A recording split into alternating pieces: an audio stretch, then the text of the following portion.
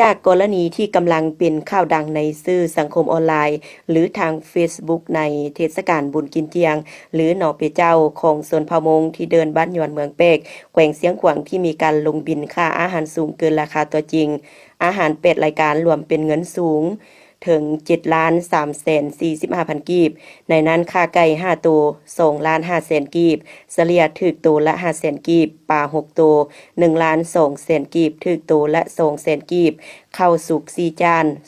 280,000 กีบถึกจานละ 70,000 กีบปิ้งส่งสุด 600,000 กีบถึกสุดละ 300,000 กีบข้าวลัดหน้า7จาน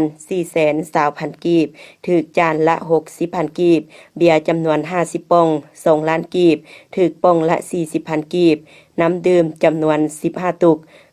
225,000 กีบถึกตุก 15,000 กีบเห็นว่าราคาสูงเกินราคา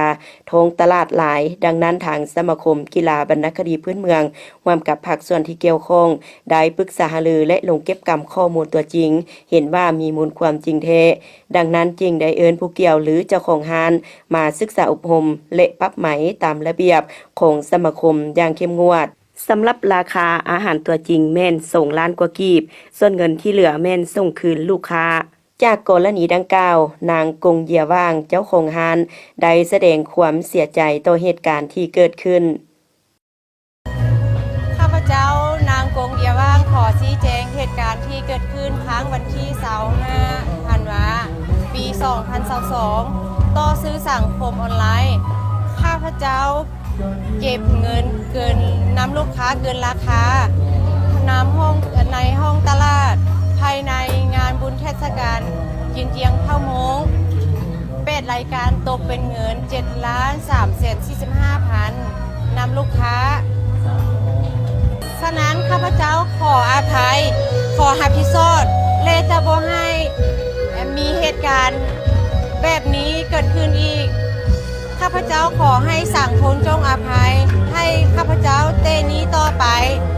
บ่ให้เกิดขึ้นมีเหตุการณ์แบบนี้อีกในโอกาสดังกล่าวท่านจงวางหงประธานสมาคมกีฬาบรรณคดีพื้นเมืองชี้แจงให้ฮู้ว่าสบายดีท่านผู้ชมทั้งหลาย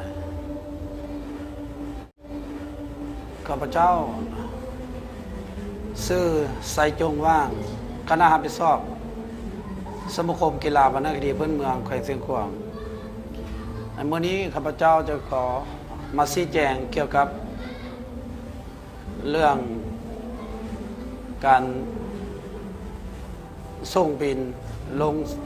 Facebook หรืออาหารการกินของพ่อค้าสาวขายที่ได้มาจับจองดินและตั้งห้างขายอาหารทั่วไปได้เห็นว่ามีใบบินที่ลงไปหา Facebook และออนไลน์หากเสียงให้สังคมวิพากษ์วิจารณ์หลายอย่างฉะนั้นในเมื่อนี้ข้าพเจ้าจึงขอมาชี้แจงว่าทั้งสมาคมทางเฮาเนาะก็มีการคุ้มครองโดยบ่ได้วางราคาว่าให้เป็นราคากำหนดไว้แต่ก็คิดว่าพ่อค้าสาวขายก็สิบ่ขายเรื่องของอยู่ของกินนั้นเกินควร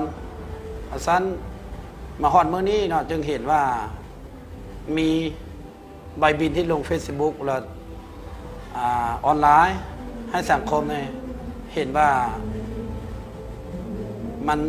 มีความจริงหรือบ่มีความจริงเนาะส่วนวันนี้ข้าพเจ้าจะมาชี้แจงว่าเรื่องนี้มันมีความจริงแล้วก็เกี่ยวกับบางห้างบ่แม่นหมดทุกห้างที่จะขายในนั้นมันก็มีแต่ห้างหนึ่งห้างเดียวที่ว่าได้ขายราคาเกินทั่วทุกห้างเนาะฉะนั้นมื้อนี้ข้าพเจ้าในนามรับผิดชอบอยู่สมาคมกีฬาบรรณคดีพื้นเมืองแขวงเสียงขวางขอมาชี้แจงแล้วก็ขอโทษขออภัยนำพ่อแม่ป้าโซนหรือโลกสังคมออนไลน์ที่ได้ลง Facebook ไปฮั้นกับข้าพเจ้าก็ได้ก้าวได้ตักเตือนผู้เกี่ยวบ่ให้ผู้เกี่ยวกระทำต่อไปหรือ พ่อค้าสาวขาย ทุกๆห้านหรือว่าทุกภาคส่วนที่มาขายอยู่นี่ถ้าว่าเห็นว่าเกินควรแล้วก็ต้องได้พยายามพ่อนราคาเพื่อว่าให้พ่อแม่ประชาชนผู้ที่มาชมเนาะก็ให้มาอยู่มากินได้บ่จำเป็นว่าสิห่อข้าวห่อน้ำมาเนาะก็ให้มาชมมาใส่มากินอยู่พี่ให้มันได้มากินอยู่พี่ให้มันได้ม่วนได้ซื่นได้เบิ่งกันไปเนาะสันมื้อนี้ข้าพเจ้าจะมาขอชี้แจงว่าจะกล่าวตักเตือนผู้เกี่ยวต่อไปและบ่ให้ขึ้นราคาเกินนี้อีกแล้วเนาะในนามสมาคมกีฬาวรรณคดีพื้นเมืองแขวงเสียงขวางก็ขอโทษขออภัยและขอเสื้อเสริญบรรดาแขกหรือสังคมเนาะก็ในปีต่อมาปีต่อไปเนาะก็ให้ทุกคนนะให้ไว้เนื้อเชื่อใจและทางสมาคมกีฬาวรรณคดีเฮาก็จะพยายามได้เห็นให้มันดี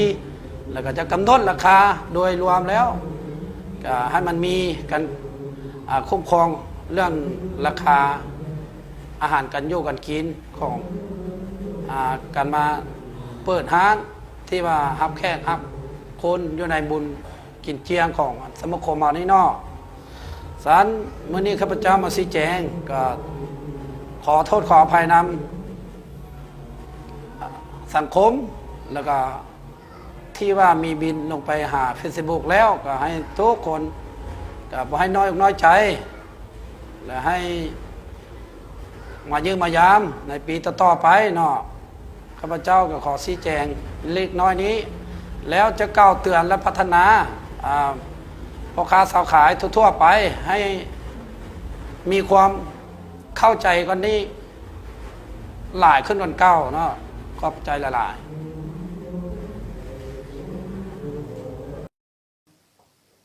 โตกับเหตุการณ์ดังกล่าวทางคณะรับผิดชอบได้เรียกร้องให้ผู้ประกอบการด้านการบริการเอาใจใส่ปฏิบัติกฎระเบียบและมาตรการที่คณะรับผิดชอบวางออกอย่างเข้มงวดเพื่อให้นักท่องเที่ยวเขกต่างดาวท้าวต่างเมืองอยากมาเที่ยวชมแขวงเสียงขวางก็คือเทศกาลบุญกินเจียงของชนเผ่ามงที่มีความฟดฟื้นมวลซื่นตลอดไป